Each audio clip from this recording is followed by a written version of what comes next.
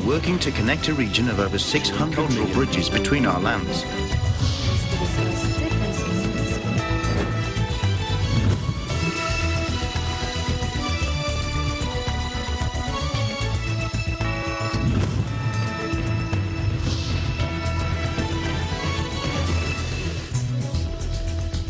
Hello, Malma Angeles. We're moving to the next stage of the pandemic, and as the world resets to the new normal, we find ourselves seeking the right balance between health and livelihood, constantly adjusting the boundaries between liberty and responsibility.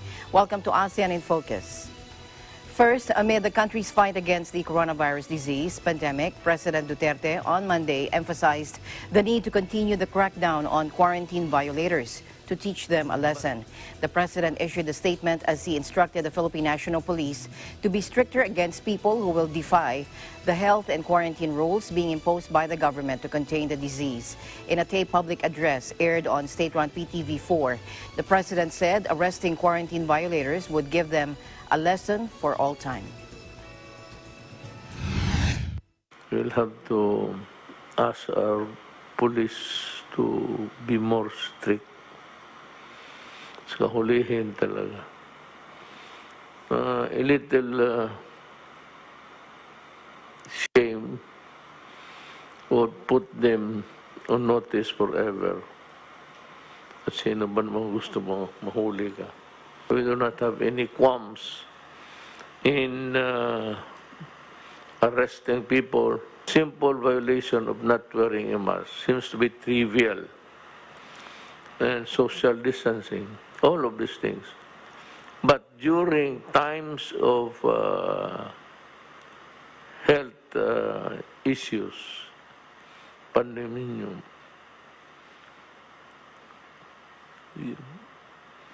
you can, because it can be a serious crime. Transmitting the theory is that you are the carrier. That is why you should wear a mask so as not to pass on the infection to the other guy. Ask the police to function the way they should in times like this. President Duterte's remarks came after Interior Undersecretary for Barangay Affairs Martin Dino proposed a shame campaign against quarantine violators on June 17, including those who refuse to wear face masks and observe social distancing and other health protocols against COVID-19. Malacanang rejected Dino's proposal on Tuesday as it would violate the Data Privacy Act, which protects an individual's personal information. The president said the PNP should arrest people who violate quarantine protocols in order to protect others who are heeding the government's call to stay home to avoid contracting the coronavirus disease.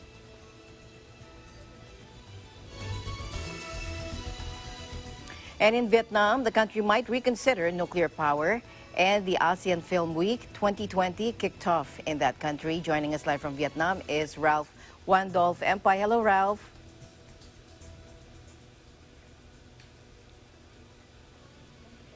Yeah.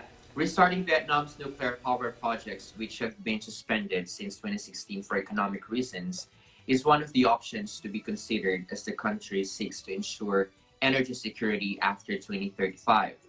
The Institute of Energy, on behalf of the Vietnamese Ministry of Industry and Trade, is drafting a master plan for the country's electricity development between 2021 and 2030, looking toward 2045. The draft master plan aims to raise the proportion of renewable energy resources, increase energy imports, and connect electrical grids with neighboring countries. The restart of post-2035 nuclear power projects is also on the table. Their volumes are expected to reach 1,000 megawatts by 2040 and 5,000 megawatts by 2045. A member of the drafting team told Dutertes newspaper that the scenario for the development of nuclear power is put forward for consideration since the National Assembly has yet to rule out this source of energy completely. In 2016, the lawmaking body voted to scrap plans to build two multi-billion-dollar nuclear power plants with Russia and Japan, after government officials cited lower demand forecasts, rising costs, and safety concerns. The decision, it said, was taken for economic reasons. Some industries insiders, such as Vietnam Energy Association Chairman Chan Viet Nai, considered the proposal to restart nuclear power projects as an important necessary option. Nai said it already took 7 years to carry out an unfinished nuclear power project in the south central province of Minh Thuan. Site clearance and compensation for the project were completed and technical issues had been resolved, while Vietnam also negotiated with Russian and Japanese partners to seek funding. Ngai said nuclear power is a stable power supply that is economically competitive and environmentally friendly, thanks to less carbon dioxide emissions. Nuclear power technology gets increasingly better while safety technology and standards improve in many industrialized countries. He noted if primary sources of energy no longer keep up with demand, the development of nuclear power will become inevitable. Nuclear power is poised to safeguard Vietnam's energy security to a certain extent after 2035 and satisfy requirements for greenhouse gas emissions, according to the chairman. Now, in other news, the ASEAN Film Week 2020 kicked off in Vietnam, Alma. As the ASEAN Chair 2020, Vietnam will host the Film Week from July 18 to July 26, during which several ASEAN movies will be screened. According to a report by Vietnam News Agency, movies of 9 ASEAN member countries will be screened in cinemas in 3 major Vietnamese cities of Hanoi, Central Da Nang, and Southern Ho Chi Minh City. Established in 1967, the ASEAN groups Brunei, Cambodia, Indonesia, Laos, Malaysia, Myanmar, the Philippines, Singapore, Thailand, and Vietnam. During the week, films from each ASEAN member will be introduced, including Rangao, Thousands Incarnations of Brunei, Young Love of Cambodia, Aruna Dan Lidania of Indonesia, and Expiration Date of Laos, Ejen Ali, the movie of Malaysia, Women of the Weeping River of the Philippines, The Wayan Kids of Singapore, and Apwar of Thailand. Vietnam's film titled Han Phuc Qua Me, or Mother's Happiness in English, that won the Golden Kite Award will be screened at the opening ceremony. The regional event will be organized by the Vietnamese Ministry of Culture, Sports and Tourism as part of celebrations to mark the country's 2020 ASEAN chairmanship. Tickets are distributed for free at the screening locations, the Vietnam News reported. Back to you, Alma. All right. Thank you very much, Ralph, for your updates there in Vietnam. See you later. You're Stay most safe, welcome, stay healthy. Alma. Thank you, Alma. Reporting live from Hanoi, Vietnam, this is Ralph Wando Empire. We live in interesting times. Meanwhile, the Secretary General of the National Authority for Combating Drugs took part in the ASEAN Community video conference. To give us that update is Princess Kalamanan from Cambodia. Hello, Princess. Hi, Alma. Good afternoon. Good afternoon, Princess. So here are the latest updates from Phnom Penh, Cambodia. The Secretary General of the National Authority for Combating Drugs, Mias Virit, on Monday, took part in the ASEAN Community Post 2025 Vision Video Conference, wherein he delivered a report on drug trafficking issues and anti-drug risk within the ASEAN amid the pandemic. The meeting was scheduled as ASEAN officials and drug matters organized by the Vietnamese Ministry of Health. He said that countries will seek a new policy to combat drug and changing drug trafficking methods in the region and reached out to countries to work together and share advice on the issue. I reported the situation regarding in the ASEAN at the and the increasing trend in the drug trafficking crisis. For solution, the ASEAN Secretariat will gather the findings of the report and respond back to us by July 30. Although we are amid a pandemic, our anti-drug mission will still resume. We have increased our efforts and we will adopt the new strategy recommendations resulting from the ASODM, Virit added. He said that the ASEAN Secretariat will review further on the drug report at a ministerial meeting as the new measures develop. Virit also affirmed that countries' commitment to the implementation of the ASEAN Drug-Free Community Security Policy 2016 to 2025. We are committed to the implementation and monitoring of this plan, which we believe is the paramount to achieve the vision of a drug-free ASEAN community, he said. We need the cooperation of all sectors and entities to reach our goal, he said. Back to you, Alma. All right. Thank you very much, Princess. Thank you, EBC Cambodia Bureau. Thank you so much to Alma. Again, this is Risa Senior Chica Lamanan, live reporting from Phnom Penh, Cambodia, who live in interesting times. Thank you, Princess. Meanwhile, the Philippine National Police reported that 26 more police officers contracted the coronavirus, bringing the total number of cases among its ranks to 1,564. As of Monday evening, the PNP Health Service said out of the new cases, 20 are from the National Capital Region Police Office, NCRPO, 2 from the Police Regional Office, the PRO-7 or Central Visayas, while 1 each from PRO-4A di Calabarzon, PRO Cordillera, Special Action Force, and Maritime Group. A total of 608 personnel have recovered from the disease, while the death toll stands at 9. The PNP Health Service is also monitoring 723 probable cases and 1,604 suspected cases. Earlier, PNP Chief General Archie Gamboa said the infected cops came from those who are manning quarantine checkpoints. He also said while the figures continue to increase, the police force would never run out of personnel.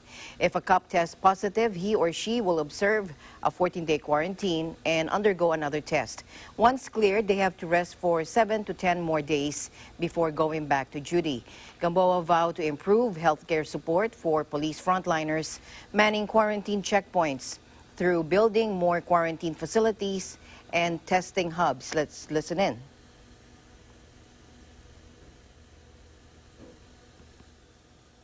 Okay. After its 2 successful coronavirus disease or COVID-19 drive-through testing centers, the city government of Manila launched Monday its first walk-in testing center, specifically designed for those who do not have vehicles. Now, Manila City Mayor Francisco Isko Moreno Dumagoso said during a press briefing with presidential spokesperson Harry Roque that the COVID-19 walk-in testing center is located outside the Hospital ng Sampaloc. Mayor Dumagoso said they intentionally placed the walk-in testing center outside the hospital so that those who want to have themselves tested for the virus need not enter the hospital where positive patients are being taken care of.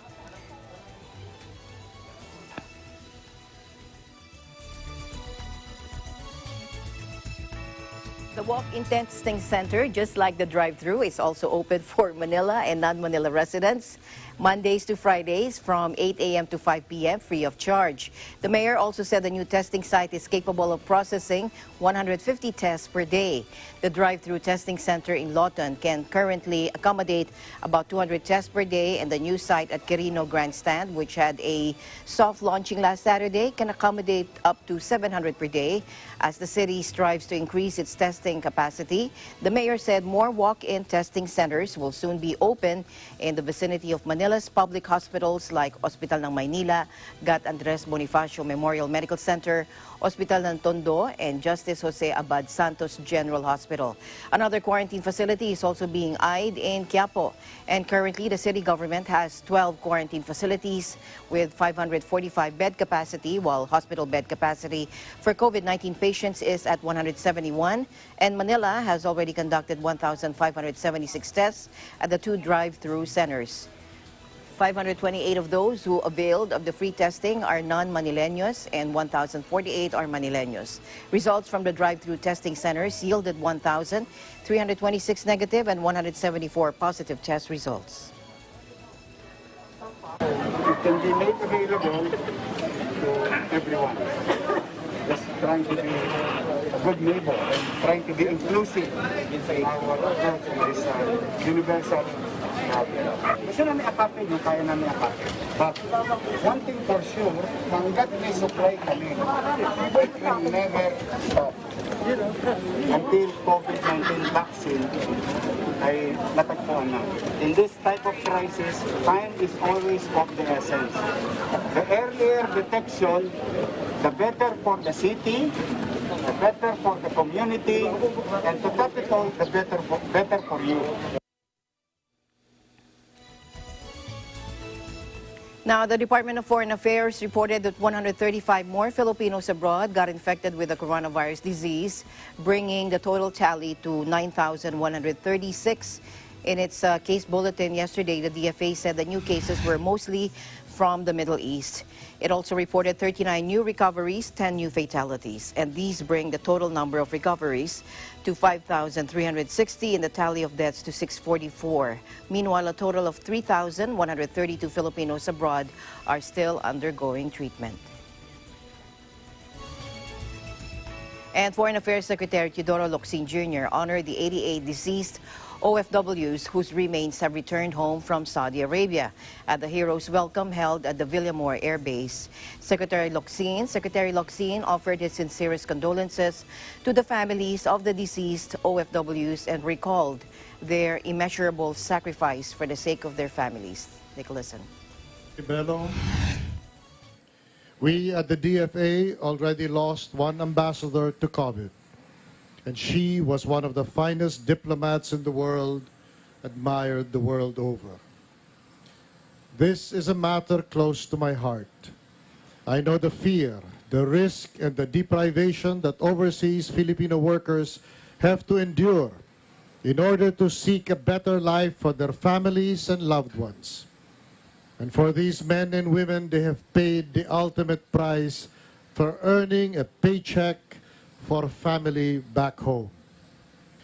We call them our modern heroes, but heroes are nothing to what they are. The elder sister and brother who goes abroad scratch for a living for their siblings and their parents. Because if they stayed home, they'd scratch and earn nothing. They are the wives separated from husbands, and husbands separated from wives. The mothers separated from their kids, the fathers from the same. All to give family back home the chance they never had back here by earning enough out there. And it doesn't stop. Nor should it stop, because the right to travel is supreme. More so the right to travel to earn enough to live. It is the highest democratic right to vote with your feet when conditions back home, political and economic, are intolerable, and you must walk away from poverty and indignity back home to a decent wage and an honorable life abroad. Meanwhile, the Department of Labor and Employment said on Monday over 95,000 repatriated OFWs have been transported back to their respective homes. In a statement, DOLE said that the latest batch of OFWs took their rights back to their respective provinces last Saturday after they all tested negative for COVID-19.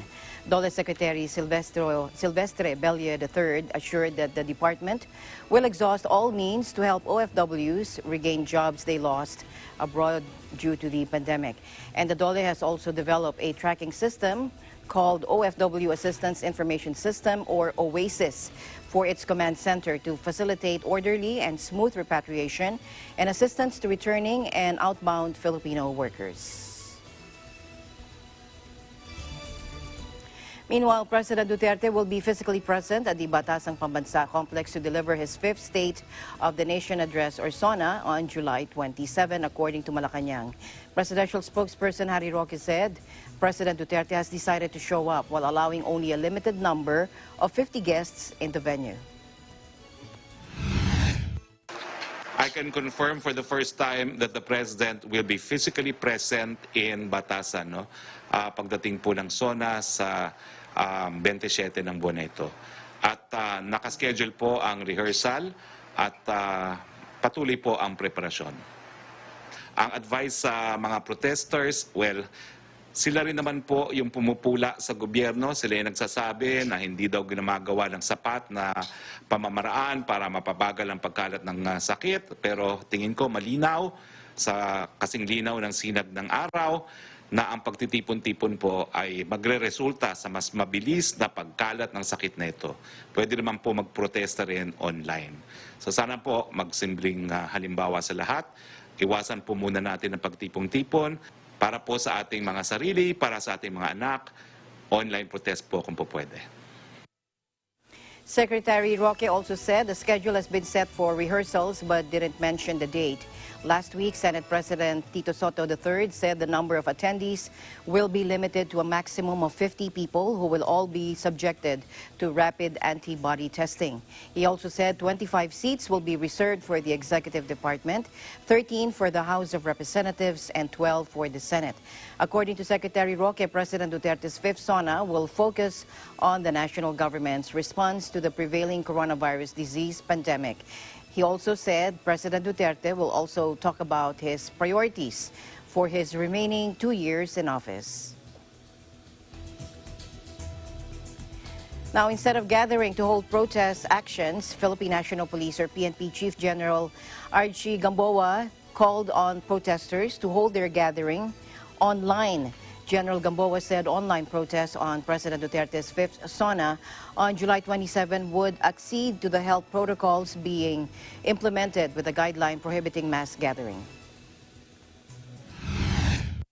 Alam naman natin na ang PNP is talagang palaging maximum tolerance. No? But doon naman sa may mga planong magprotesta, again, lalo na dito sa SONA, nakikiusap lang kami na kung pwede, just do it online because these are not ordinary times. No, anyway, malawak naman yung hagip ng social media. So they can always air and probably people will listen to them through social media. No? Kasi yun nga, iwasan nga natin itong mass gathering kasi meron tayong ibang requirement ngayon, no? Which is yung health protocols natin. The SONA is delivered by the President of the Philippines every year to report the state of the country, unveil the government's agenda for the coming year, and may also propose to Congress certain legislative measures.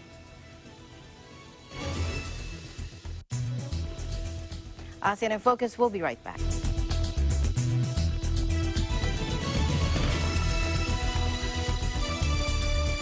Tawagin ko na ang 5 contestants na papasok sa finals.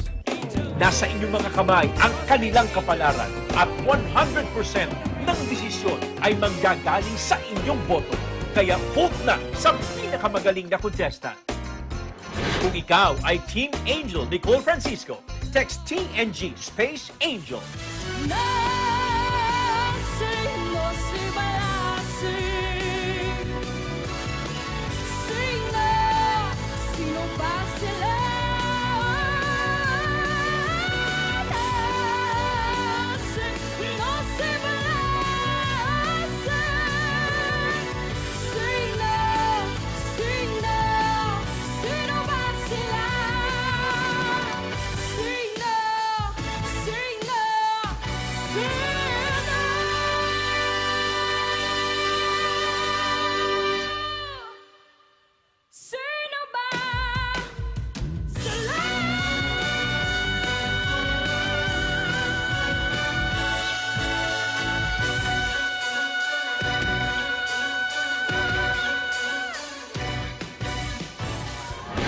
Sa palagay mo, Cosmic Angels ang pinakamagaling.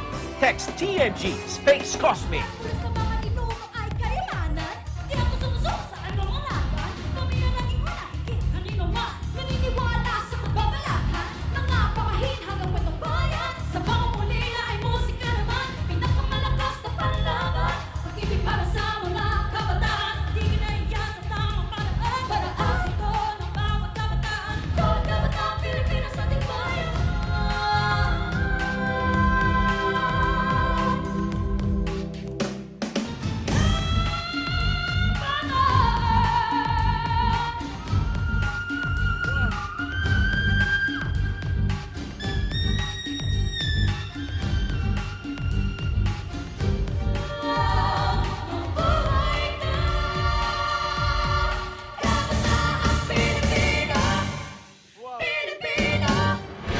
Kung Power Duo ang nagpahanga sa'yo, text TNG Space Power!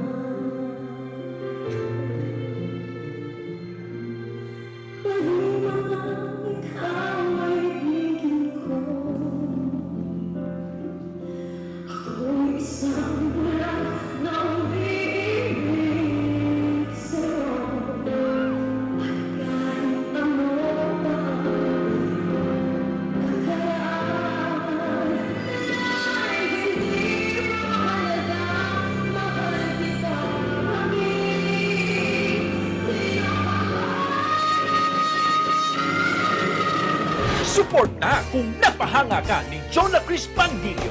Text TNG space Jonah Chris.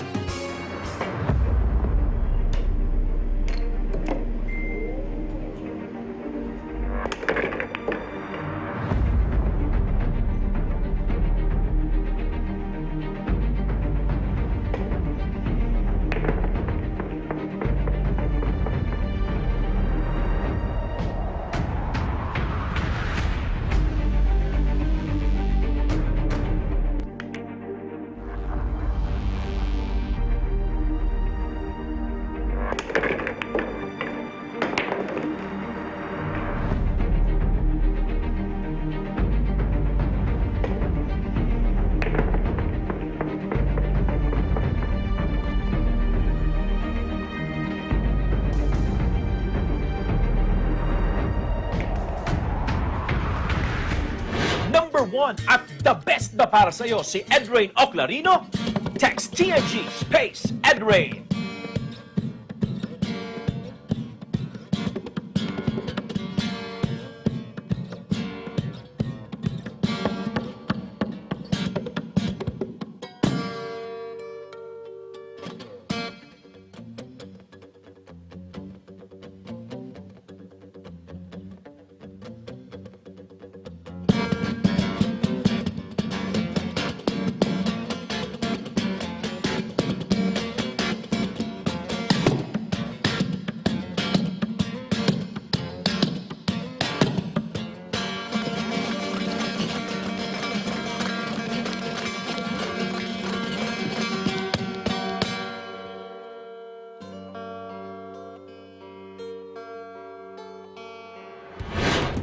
Boto na at isend sa 0922-110-1400. Isang boto kada isang mobile number. Make sure na tama ang keyword para valid ang boto mo. Pwede rin kayong bumoto via online. Pumunta lang sa Tagisan ng Galing channel sa YouTube. Hanapin ang performance ng paborito niyong contestant. Panuurin, i-like at i-share. 25% ang text votes, 25% ang views, 25% ang like at 25% ang share. Kaya naman lahat ng boto, views, like at shares nyo ay mahalaga. So vote now! At sabay-sabay nating abangan kung sino ang tatanghaling ultimate grand winner sa Tagisan ng Galing!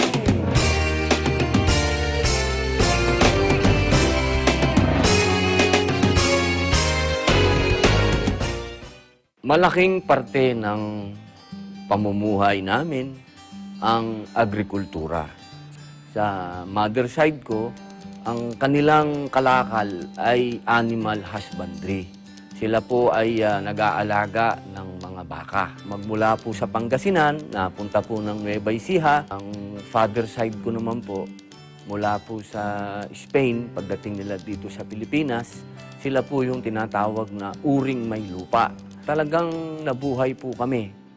Ibinuhay po sa amin ang agrikultura. Mga mahal kong kababayan, ito po si Robin Padilla. Inaanyayahan ko po kayong manood ng Unlad, Kaagapay sa Hanap Buhay. Dito po sa Net 25. May kaagapay sa hanap buhay.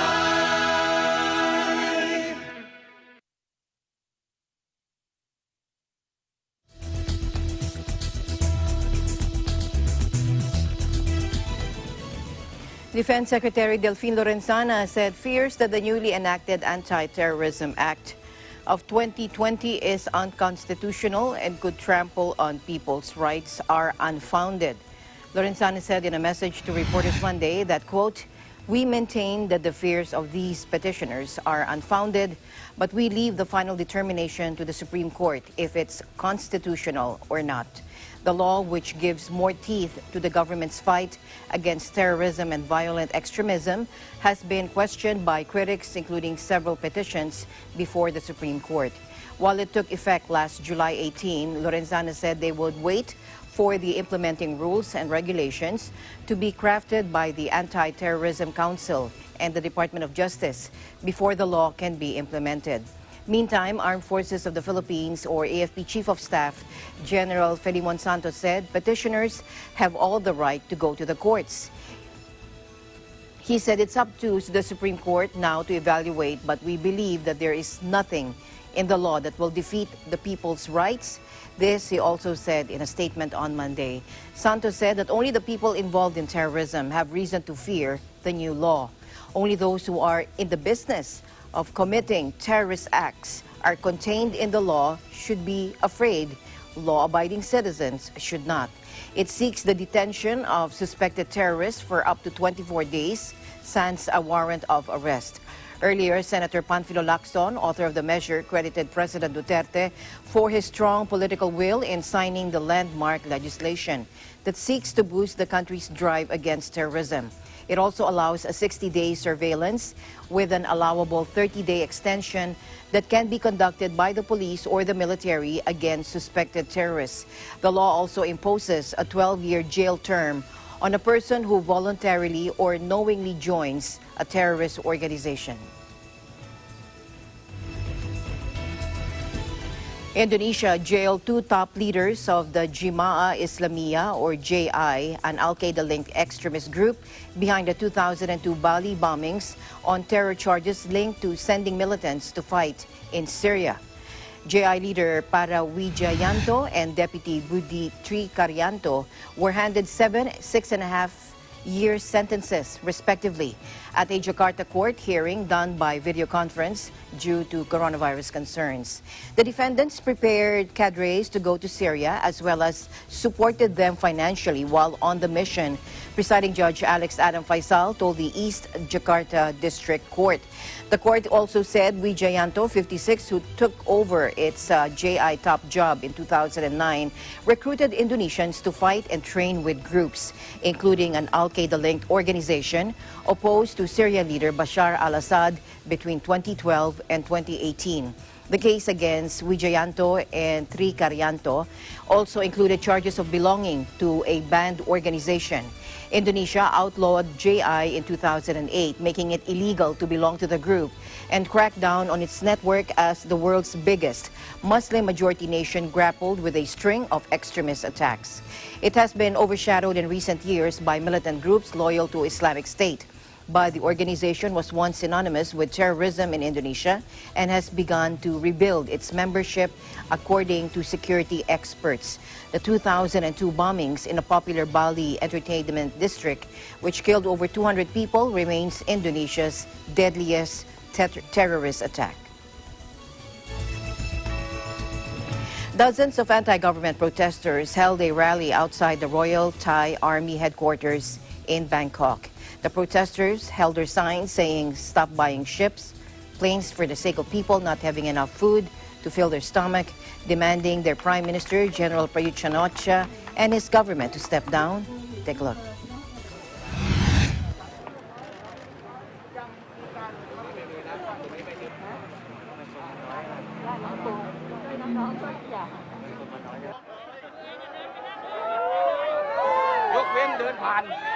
เพื่อควบคุมโรคระบาดนะคะแต่ว่าตอนนี้เนี่ยเอาว่าจริงโรคระบาดเนี่ยวิพากษ์วิจารณ์กันในวงกว้างแต่ว่าความรับผิดชอบนั้นเรายังไม่เห็นนะคะในสิทธิเสรีภาพในการชุมนุมมันก็มีอยู่แล้วขัดนู่นขัดนี่กักนู่นกักนี่ต่อไปแล้วนะคะในช่วงนี้นะคะก็จะขอเชิญนะคะเชิญว่าเร็วๆนี้นะคะแล้วก็เขาเองเนี่ยก็เป็นหนึ่งในการพูดเมื่อวันที่โควิดเข้ามาเพราะสนามมวยลุมพินีบีบน้ำตาไม่รู้ใช้ยาหม่องตาช่วยชอนหรือลิงถือลูกแพ้นะคะ With the economy in free fall, anger is boiling against a government stacked with elderly former generals and supporters of the royalist establishment. Saturday's protest could be the largest since the country's 2014 coup led by former Army Chief Prayut. The years since have seen the economy cramp up, freedoms shrink under new laws, and Prayut reinvent himself as an elected premier under a constitution the army drafted. The pandemic has reinflated the pro-democracy movement. Hundreds of thousands of students are expected to be jobless when they graduate in September, joining millions of middle class and poor in unemployment. In a country with a threadbare welfare system. Thailand's previous tit-for-tat rounds for political street politics were led by pro- and anti-establishment veterans of the bear pit of Thai politics with large financial backing and political machines. But leaders of the nascent student and youth movement say their activism is organized organically across social media, where anger fuels top trending daily Twitter hashtags against the government. Thailand's economy is forecast to lose up to 10% this year due to the pandemic, which has floored tourism and exports, battering the middle and working classes. A state of emergency brought in to control the virus remains in place across the country, even though Thailand has not recorded a locally transmitted case of the sickness in nearly 2 months. At the 22nd ASEAN-India Senior Officials Meeting, or ISOM, held online yesterday, officials from both sides reaffirmed their commitment to further strengthen ASEAN-India strategic partnership. The senior officials exchanged views on the developments in ASEAN and India, including responses to the COVID-19 pandemic. Both sides highlighted their potential cooperation in areas of health, including vaccine production and distribution and public health emergency. They also discussed ways and means to further strengthen cooperation in several areas of mutual interest, including combating terrorism, violent extremism and transnational crimes, maritime cooperation, enhanced regional connectivity, trade and finance, investment and economic cooperation. The two sides reiterated their commitment to finalizing the new plan of action for the period 2021 to 2025 to be adopted at the ASEAN-India Ministerial Meeting in September this year. The 22nd ASEAN-India Senior Officials Meeting was co-chaired by Secretary of the External Affairs, or East Ministry and SOM Leader of India, Vijay Thakur Singh, and Permanent Secretary of the Foreign Affairs Ministry and SOM Leader of Thailand, Busaya Matilian. Meanwhile, take a look at these aerial images which show the extent of the flooding in central Bangladesh, where monsoon rains have left dozens of people dead and millions more affected. Take a look.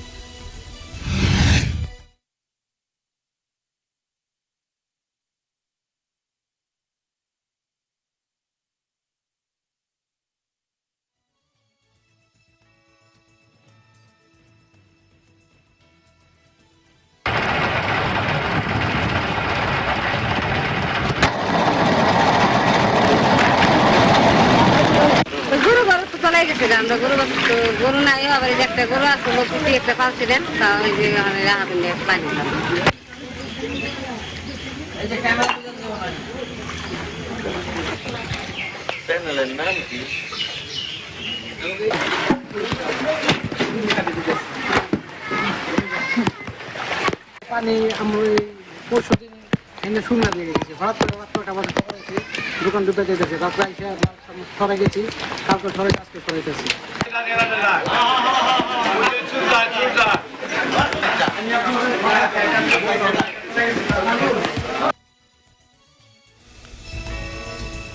Myanmar State Councilor Aung San Suu Kyi and other high-ranking government officials paid their respects to the country's independence heroes on the 73rd Martyrs Day. The national holiday is observed to commemorate General Aung San, father of Aung San Suu Kyi, and 7 other leaders of the pre-independence interim government who were assassinated in 1947. Take a look.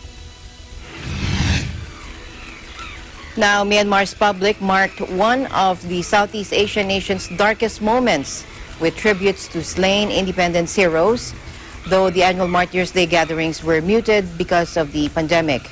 And they were practicing social distancing measures as well. Now flanked by senior government and military officials, State Councilor Aung San Suu Kyi laid a wreath at the mausoleum dedicated to Aung San, her father, and the country's independence hero who was assassinated alongside the members of his cabinet on July 19, 1947. The former ruling military junta for years curtailed the use of his image for fear it would help the democracy movement that emerged in 1988, led by Suu Kyi. In the commercial capital of Yangon on Sunday, crowds queued to approach the statue of Aung San, clutching portraits of the independence leader and his daughter waiting on markers painted in the road to encourage people to keep a distance. Myanmar has reported 340 cases of COVID-19, the illness caused by the coronavirus. And the country goes to the polls again in November in a vote that will serve as a test of the fledgling democracy.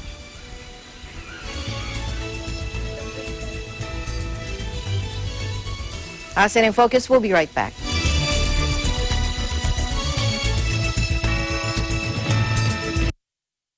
Hello, my name is Robin, and I'm 5 years old. My mom and dad said many people are getting sick. That is why we have to stay at home. That is why I cannot go to school. I cannot play outside, and I cannot even visit my friends. We can only go outside if we visit the doctor, or if we need to buy some food. And when we get home, we have to wash our hands. While I'm at home, I do my homework, clean up my toys, help cooking our food, and help my parents with their work. Please stay home so we can all play together again. Bye!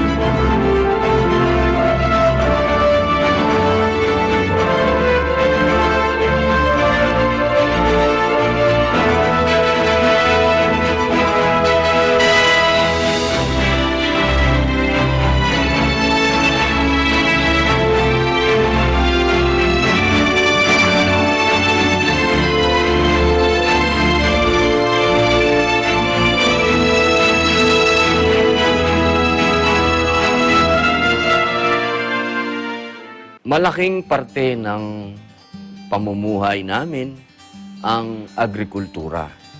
Sa mother side ko, ang kanilang kalakal ay animal husbandry. Sila po ay nag-aalaga ng mga baka. Magmula po sa Pangasinan, napunta po ng Nueva Ecija. Ang father side ko naman po, mula po sa Spain, pagdating nila dito sa Pilipinas, sila po yung tinatawag na uring may lupa. Talagang nabuhay po kami, ibinuhay po sa amin ang agrikultura. Mga mahal kong kababayan, ito po si Robin Padilla, inaanyayahan ko po kayong manood ng Unlad, Kaagapay sa Hanap Buhay. Dito po sa Net 25. May kaagapay sa hanap buhay.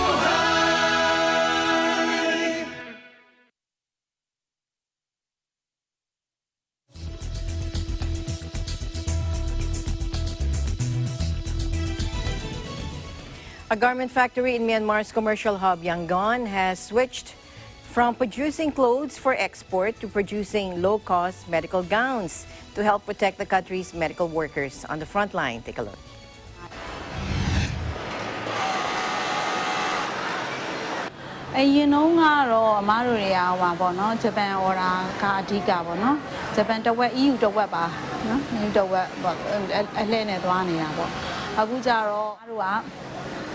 So PPE စပြီးတော့ချုပ်ကြည့်မယ်ပေါ့ဆိုပြီးတော့သူများအမအကိုပိုင် order မဟုတ်ပါဘူးသူများအတဲ့ order မှာစချုပ်ကြည့်တယ်စချုပ်ကြည့်တဲ့အခါကျပြီးတော့အမလည်းနည်းနည်းဆန်းပြီးတော့ချုပ်လိုက်တဲ့အခါကျတော့ PPE ဈေးတွေကအရင်မြောက်နေတာအပြင်မှာဒီမှာချုပ်တဲ့ PPE ကလည်းဈေးမြောက်တယ်ပေါ့နော်နိုင်ငံခြားကလည်းပစ္စည်းမဝင်တာတွေနဲ့ဆိုရင်အဲ့ဒါမြောက်နေတော့အစားလာပါလူ30နဲ့လည်းစတဲ့အခါကျနည်းနည်းလေးပဲစလိုက်တာပေါ့နော်အဲ့ချိန်မှာတော့ဆက်စချင်းတော့1400လောက်ပဲထွက်သေးပါတယ်အခုတော့တနေ့ကိုထင်2000ကျော်လောက်ထွက်ပါပြီဆိုတော့လောလောဆယ်တော့1000အထက်1000ကျော်တော့အမတို့လှူပြီး ဖြစ်ပြီပေါ့နော်လူပြီးမှမဟုတ်ဘူးလေနော်ဆေးရုံအုပ်ကြီးတွေကိုယ်တိုင်ဆက်လာတယ်ပေါ့နော်ဆိုတော့ဟဲ့တို့တကယ်လိုအပ်နေတယ်ပေါ့နော်အဲ့ဒါမလိုအပ်ဘဲနဲ့တော့သူတို့ဆက်လာမှာမဟုတ်ဘူးပေါ့တချို့ဆိုလို့ရှိရင်လည်းလေဟိုလာယူဖို့အရန်သူတို့ဘက်ကလည်းစူးစမ်းရတယ်ဆိုတော့လမ်းတွေကပိတ်ထားတာဆိုတော့လေအဲ့ချိန်မှာအမားတို့ကအခုဒီကိုဗစ်တောင်မှကလေးမေ့ပြီးတော့စိတ်ညစ်စရာဆိုတဲ့ဟာယူမေ့ပြီးတော့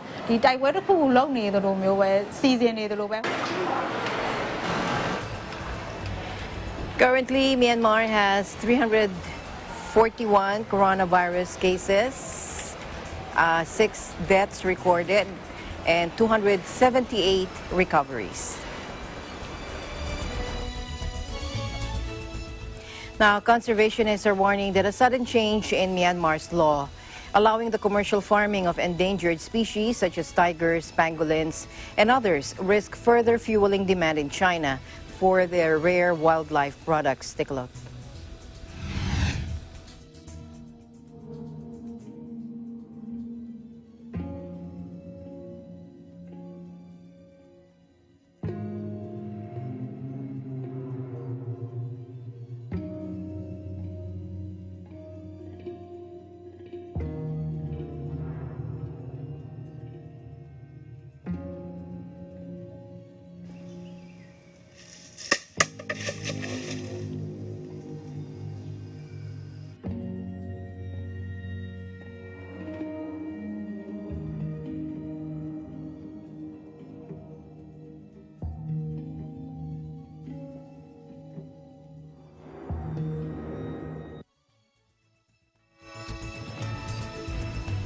And that is the latest news in the Southeast Asian nations. Stay updated about the ASEAN region. I'm Alma Angeles. We live in interesting times.